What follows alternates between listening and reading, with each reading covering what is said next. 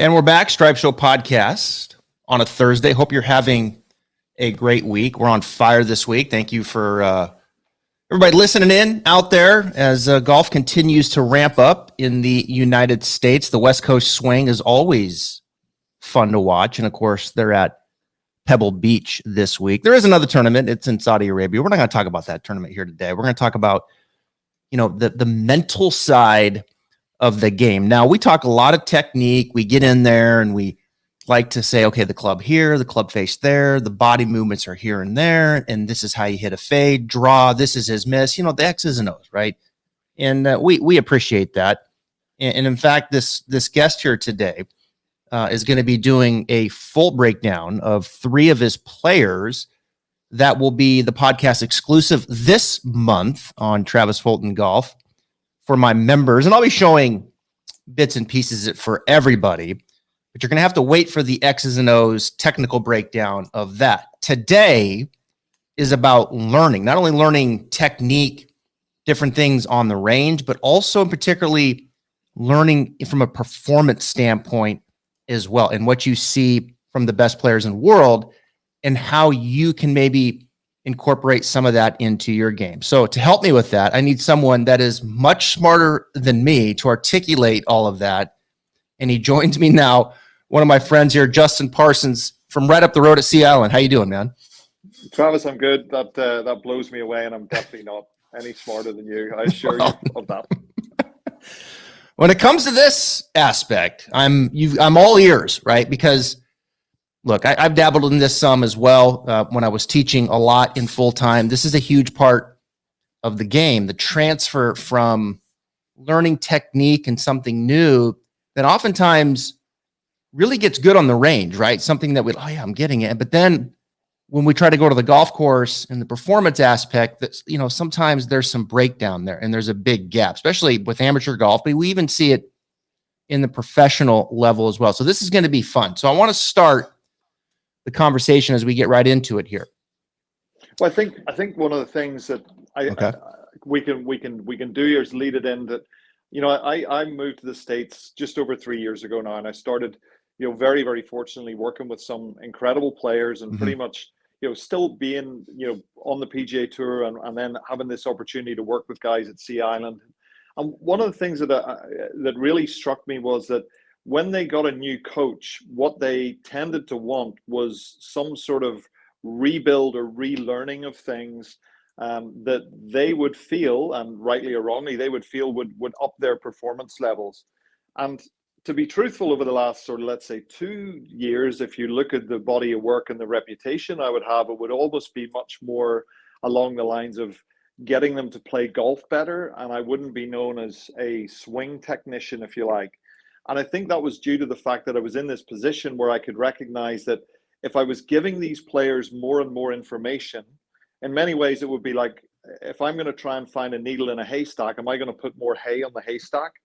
And the answer to that is clearly no. So if I'm going to get these players to play better, I'm going to try and dismantle the amount of information, the amount of thoughts that they have, so that we can get to the kind of the core of the problem or get to the solution quicker, and then get them back out playing golf. And it kind of piqued my interest, this, in terms of like the way that we should be planning our sessions with players, the way that we should be, working towards the performance state, and really knowing. And I think that you and I and many of your listeners, and perhaps not all of your listeners, and I think we all try and do this rightly or wrongly from time to time.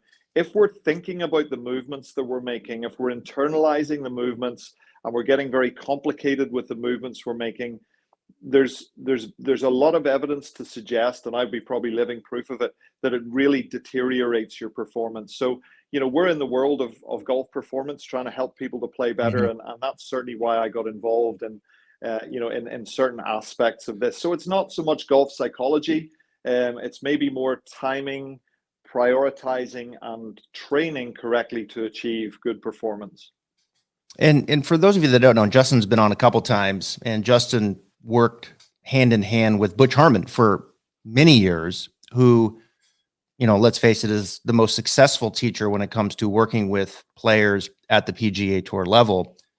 And this is a good start. I appreciate taking the reins here and kind of getting into this and when a player comes to you, what are the steps that you start to take to kind of unwind a little bit and really get to the root of the problem? Because as you know, out there are some players that jump around, right? And they kind of jump around, and it almost feels like as they jump around and they're looking for some kind of secret or some kind of code that's going to really release them to be able to go out and play and win and this and that. And what happens is, it seems, is that the confidence, Justin, when a player jumps around or they start to seek a lot of different advice, is you're just kind of, okay, you grab this and it works for a day or two. And then, oh my gosh, now where am I? And then you grab this and this works for a day or two. Okay, now that is not working. And pretty soon, like, your confidence becomes almost like day to day, on one thought or one thing that you're grabbing from. And everybody that's listening,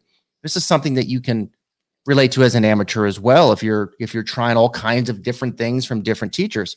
So as they come to you and you start to kind of peel the onion back, and you're like, okay, that takes a while, right? Just getting to learn about someone takes a while. Jamie Mulligan told me on Monday, he started just getting to know Francisco Molinari here over the last few months. And he's just kind of getting to the point where, all right, now maybe I could suggest something. It's not day one. Hey, club face is here. Let's get it here.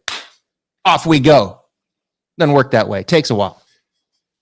Takes a long time, and that's where, again, I think I'm very fortunate to be at Sea Island. I know you know your way around these parts very well, and to have access to guys when they're not on the road, because then you do, to your point, you can get to know them. You can chat to them in the gym.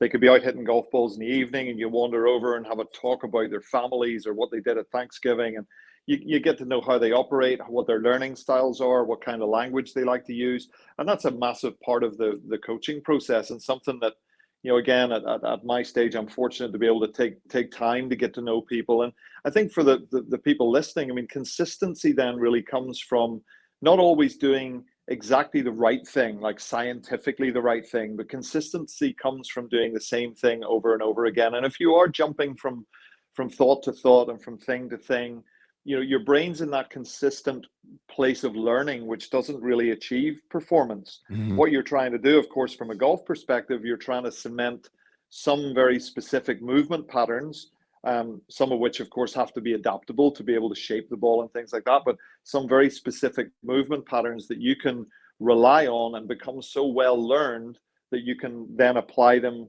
to the game of golf, which is chaotic and difficult at the best of times. We always talk about, and that's where Butch is the master. He'll say that the game of golf throws enough curveballs at you that you don't need to be out there thinking about your golf swing all the time. And that's why, we tend to always come around to the fact that, when you're actually playing the sport, you need to be playing the sport, not thinking about the way that you're trying to move your right hand or left wrist. Yeah.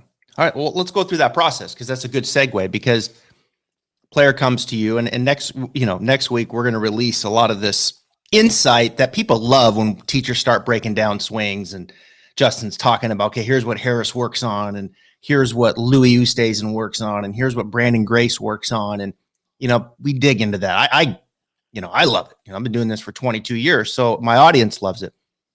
But let's take a player. They come, you've kind of peeled the onion back. You've spent time, and you're like, okay, now so-and-so, whoever that player is, we're going to change this. And whatever this is, could be club face, could be pivot, could be whatever. And the reason is because if we can do that, then, that'll be a higher probability of impact. You can hit the shots that you want to hit, et cetera, et cetera, et cetera. Like everybody's different. So you start to get these changes in place. What's kind of the first step that you have to go through to start making that player understand the change, be able to quantify the change? And then we'll get to then how that will transfer to the course, where they don't have to think about it as much. Well, the interesting part of that is, and again, Butch's words come into my head whenever I think about this. And he said, when you get a tour player who's got his name in his bag and he's got a PGA Tour thing that he wears on his belt, you got to recognize that he's a really good player, and your first responsibility is not to screw him up. So you've got to recognize that he's probably been a very good junior. He's probably been a really good college player, and he's probably got some really well-established movement patterns that your responsibility is not to destroy. So in that regard, oftentimes I myself would be looking for the things that would need to be specific small improvements to make that very, very well-tuned engine fire just a little bit better. And obviously that's different to taking a 10 handicapper who's a good athlete who wants to be a scratch player. Maybe then we have to really kind of, put the book out and say, right, this is what we're going to do. But a lot of times with tour players, it's reminding them what they do very well, creating one or two themes that they're going to have to rely on in order to be within this sort of the training part of the program. So, for example, with some of the guys I currently work with, Patton Kazire's work really surrounds his posture because he's such a tall player, and controlling his trail side and his backswing. He has a lot of kind of like sneaky sway slide in his golf swing. So specifically controlling that trail side, controlling the proportions of his golf swing. I would say with Brian Harmon, Brian's a fabulous player with a beautiful golf swing. Gets a lot of loft on it early. We work hard off the road on little takeaway movements just to make sure he doesn't get the face of the club too open. And when he does that, sometimes his pivot, his rotation gets a little bit flat. So it's making sure he feels like he's able to complete his backswing with a good angled pivot, as a left-hander, obviously with his right shoulder in position, left shoulder a little bit higher. And I think we'll go into the three other guys that we'll talk about. But from that aspect, then we should have a training part of the program that will have gym, strength and conditioning parts of that's going to bleed into the golf swing. I see a lot of great players making practice swings at home, swinging in a mirror, making movements when they don't even have a club in their hands. I always remember, back when I was in Dubai, and Rory used to work with us an awful lot out there, and he and his coach Michael would come out. They would do these prolonged training camps, and Rory used to do his little workout in the morning, and then he'd pick up a club, and you'd see, because we had these big mirrors, and he'd be swinging and making golf swings. And I thought, I could look at his eyes, and he was focused on what he was doing. He was focused on the movements that he's making.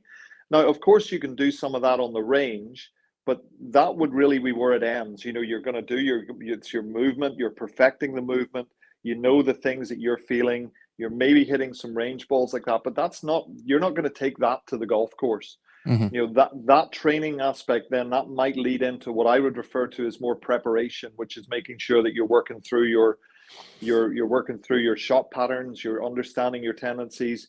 To your point, you're putting yourself in different situations that may or may not be comfortable to you.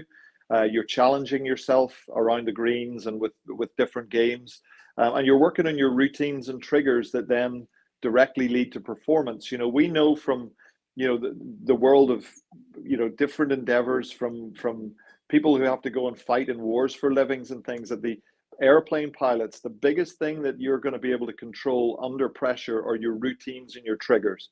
You listen to the great coaches like Harvey Penick through the years, Bob Rotella through the years.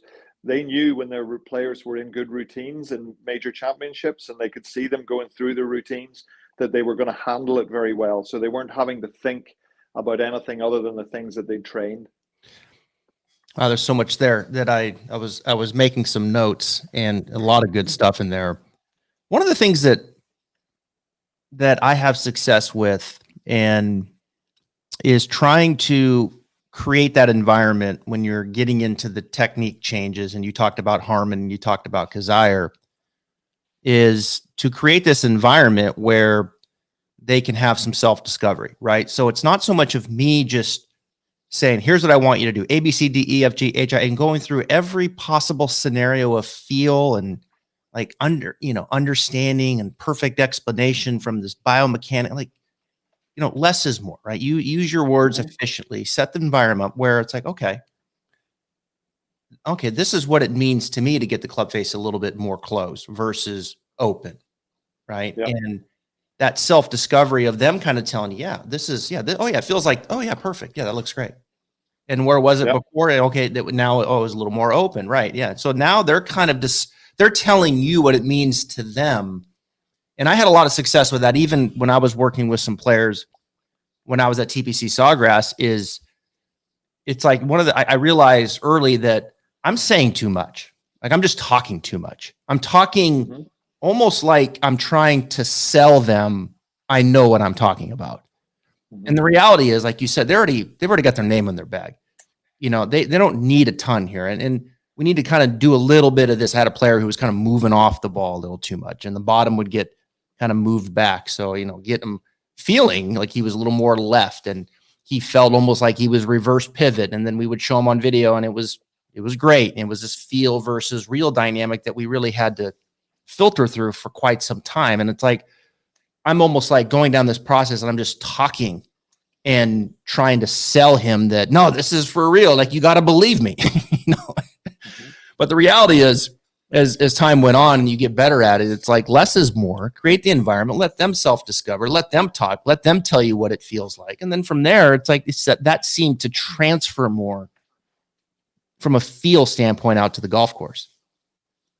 Yeah, I mean, and that touches on some very interesting things. You know, I talk about the cycle of being a human being, and when you begin to, let's take the golf example, when you're 10 years old to 15 years old, 15 to 20, 20 to 25, those different, even though there's only 5-year little gaps, you're such a different athlete, you're such a different human being between 10 years old, 15 years old, 15 to 20, 20 to 25.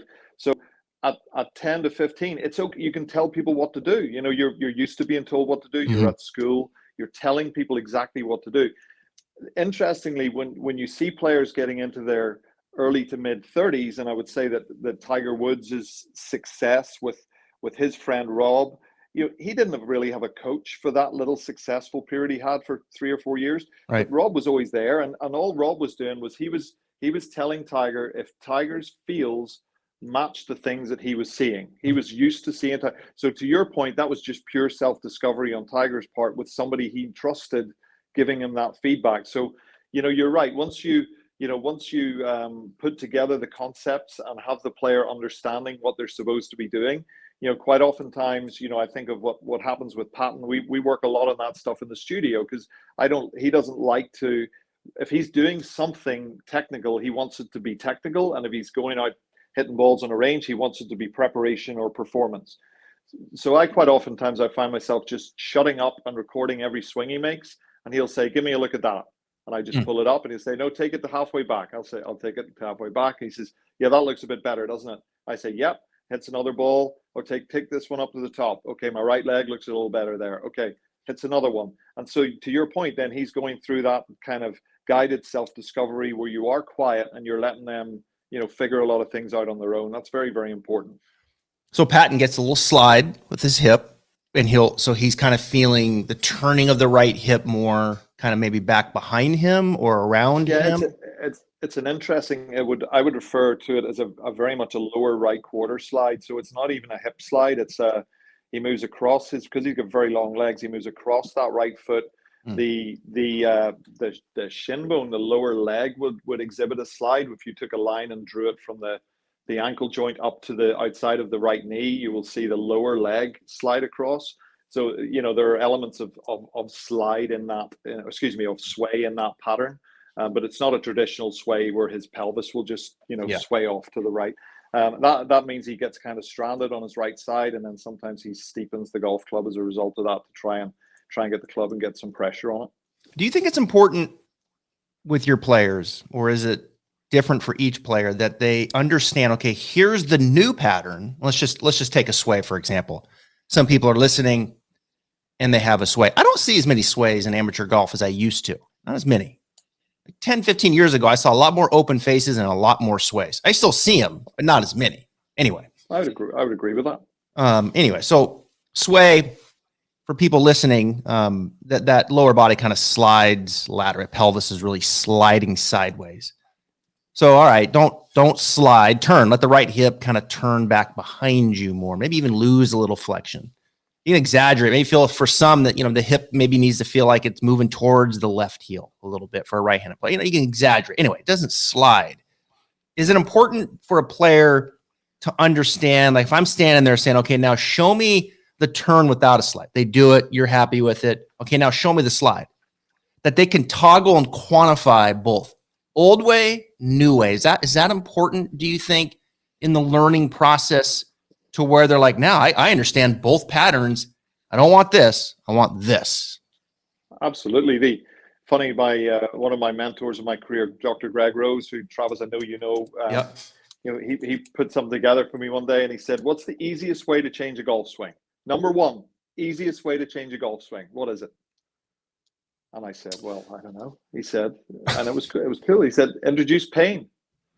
And it reminded me of an old coach we had in Ireland growing up. I was playing for the Ulster team, and Don Patterson, who's sadly passed away. You might remember Ronan Rafferty. Don was his coach, and he used to pull our hair. I don't have enough hair left anymore. Don wouldn't be able to get me as good as he did, or pull our ears and stuff when we were making incorrect positions in the backswing. We don't do that as much anymore. But the number one way to change a golf swing was to introduce pain.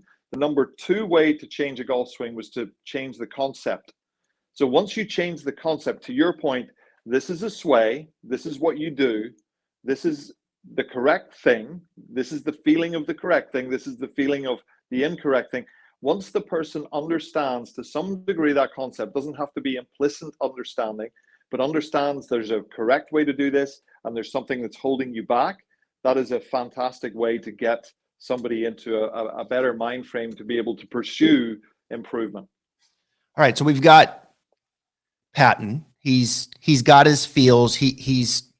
You're showing him on video, right, that it's what he wants. And that's where video is helpful for a teacher. It's helpful for a student, but I got to tell you, it's helpful for the teacher too, to really show, especially if feel versus real has a big gap, that no, indeed, this is, look, right? Like, this is where we want to be. And like, that's what I was telling you about the player who had the upper body sway, and I'm getting them to, do his thing left. And he's like, oh, I'm like, here's the old way, here's the new way. Now show me. And anyway, but the video helped quantify, like, yeah, we're on the right track and the player gets confidence. Feel versus real is met. They're the same thing. So he's got that going. He's feeling good. Now he's ready to go play. Let's talk about how these players think now when performing and taking, what do we take? What do we take from the success we're having now in developing this new pattern out to the golf course and transfer and be instinctive where we're not thinking about the golf swing so much? His one overriding thought within that is try to make sure you don't lose control of the club in your backswing. Don't get too long. Try and make sure you know where the golf club is in the backswing. And we talked about, the Sony Open Hawaii, the last hole. I've never been out to that tournament, but the last hole, you could be forgiven for teeing the ball really high, making a big old long swing and trying to hit a big hook around the corner. And that's a golf shot that Patton can play. So he and I were talking about that and saying, well, that can almost bleed into the good work you've done. You hit that shot, you get all long, you get underneath it, you get it around the corner, you hit it 330 for his case. And so we just said, look, if that's your 9th hole of the day, which it's going to be on probably one of the days, go to the 10th tee and just make sure you make a couple of nice organized golf swings before you hit the tee shot off 10. So knowing that there's going to be a theme that's going to be like a simple theme that you can feel when you're playing. There are also going to be situations that are going to potentially put you back a little bit. And that could obviously be physical. It could be the way you sleep, could be the way you breathe, all these different things that can happen. But that you understand that, we're human, we're going to make mistakes, but we want to get back onto that blueprint because we believe that's going to be the most successful for you. Mm-hmm. Yeah, because our best golf is when we're instinctive golf, right? We're not thinking positions, but rather just shot. Here it is, right? I'm gonna hit this shot, and yeah, here it is, right? Kind of you're out of your own way. You're kind of getting out of your own way. And is it a fair statement to say that the higher the handicap and the more skill that you have to learn to get better, probably the more you got to think about the technique in the early stages as you start to develop better technique so you can develop more skill, right? Where PGA Tour players are through the roof with skill. We know that. So, we got to be careful, right? We can't get them to overthink. It has to be really small bite size to try to influence what we want to influence, but also not take away from their genius where they're thinking golf swing and not just play golf. And what makes them who they are is they know how to play golf, right? They know how to hit the ball from point A to B and then on the green and then make a score and, and do that all over again. So it's fascinating. It really is, like, cause like you just can't take a 25 handicap and just say, hey, just, who's taking lessons and wants to develop and this and that. It's like, we got to get in there and start rewiring some things. Well, I think you're right, but also I think it's our responsibility, even with a 25 handicapper who comes down and wants to get better, to help them understand this is what you're supposed to be doing when you're training for this sport. This is what you should be doing to prepare to play this sport, and this is what you should be doing when you're playing this sport, performing, if you like. So, and I think I'm not so sure we've done a brilliant job at that in golf instruction. Just generally, I think we've tended to give people excellent information and then say, okay, off you go, run with it. And then all of a sudden, this poor guy's on the first tee at Seaside here with the wind off the left, and he's trying to, take it inside and set it and hold his spine angle, and he hits it 40 yards right and wonders what he did wrong. Well, yeah, you weren't there. You're not in the mind frame to be able to play golf.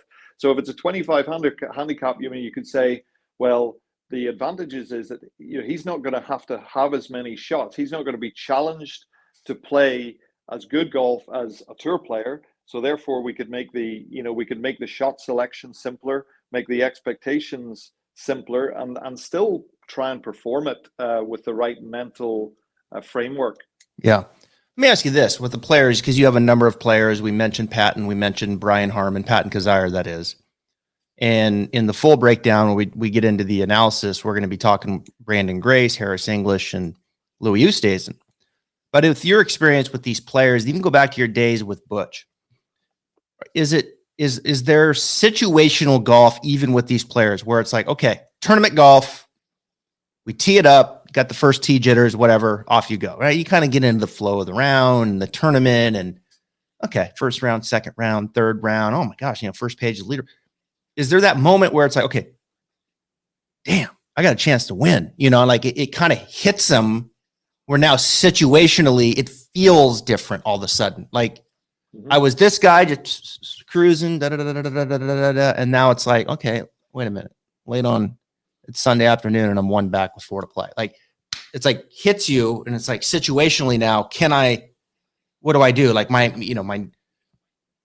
maybe a little anxiety. My nerves are starting to kind of race. I'm not breathing as good. Like, like there's a moment where you can kind of see all of a sudden a player is different from that moment of the start to that point, because they realize I've got a chance to do something special, whether it's make the cut for some, or in this case with your players, it's win. And that situational, is that something you talk about with your players when it hits them and how to handle that?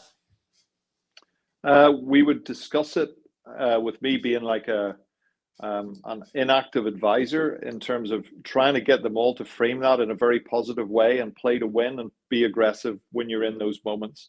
Some of the guys love it. That's the reason why Harris English plays golf. He just adores getting into a tournament where he starts to get those juices flowing and he starts to feel like he's amongst it. He loves the competition. And others need to be reminded that, this is what you're here for. You're going to go out there and enjoy those times when they arrive and try and embrace them. Again, I think, different times in your life, you're going to embrace that. And sometimes you're going to shy away from it. And from a coaching standpoint, we just want to make sure that they try and take the positives from it and enjoy it, embrace it, and play to win and be aggressive. And again, I feel sounding like Butch. That's what Butch would always have said to them. You could go out there and try and win the golf tournament, and that's oftentimes what will lead to the better performance. Yeah, you said it, you got to remind them sometimes, right? Because they get in that moment and things are kind of moving around and maybe it's a little bit different for them, and it's like, no, go win the golf tournament. And Jamie told me about Luke warming up on Sunday. He drove down early and he wanted to be there for Luke Liss's warm up on Sunday at the Farmers. And he said, man, something was different. Like he hit the look in his eye. He's hitting it good. He says, it just felt like he was on a mission. And sure enough, he went out there and shot 66 and it was good enough, which 66 on the South course on a Sunday is golfing your ball. I mean, it's amazing. Yeah. That's a big boy golf course. And it's cool to see somebody, Harris did so well, and Jamie and I are close friends. It's cool to see someone like Luke, who is an unbelievable player and hits it a ton. You watch him and sometimes it makes a bit of a different noise when Luke List hits it. So I texted Jamie and texted Luke on Sunday, and delighted to see him come through and pull that off. And it can set up a great year for a guy like him. He's got his best golfs in front of him. Yeah, I could talk about this for forever. It's just fascinating, the mental side, especially with a tour player. I mean, you all work so hard. The amount of text. I did it for like, I don't know, a year or two. And I was like, I don't know if I'm wired for this, and so I kind of got out of that business, but I know how much time you guys put, especially when you have 5 or 6 players like you do, who are world-class players and know how to win. And, they want your time and your expertise. And, sometimes it's not, or a lot of the time it isn't technical. And we're going to talk some technique here in the next segment, but a lot of it's just conversation, comfort, reminding them, and that's where the coaching aspect and knowing your guy comes in on when to maybe give them the nudge, and say, hey, let's go play to win. This isn't defensive golf. Let's go play to win. You're the best player this week. Let's go, and then sometimes maybe we got to pick them up and encourage them. And, they're kind of feeling like they're down a little bit and you have to be a little softer. And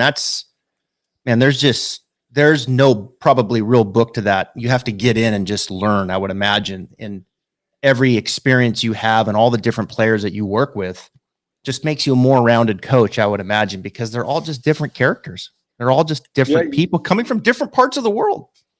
I know. I mean, and that's where, I always reflect on my time in Dubai, where I taught, people from every part of the world. There's people living there from Malaysia to Japan, back to the States, to South America. And I think it helps with your communication, but I think you have to love people in this sport. You've got to enjoy, in our part of the sport, you've really got to enjoy being around people. You've got to enjoy, the frustrations and the frailties of human beings and trying to get the most out of them. And that's, that's something I'm lucky that I still love doing. And I was down at the Bears Club all weekend, standing freezing for once in Florida.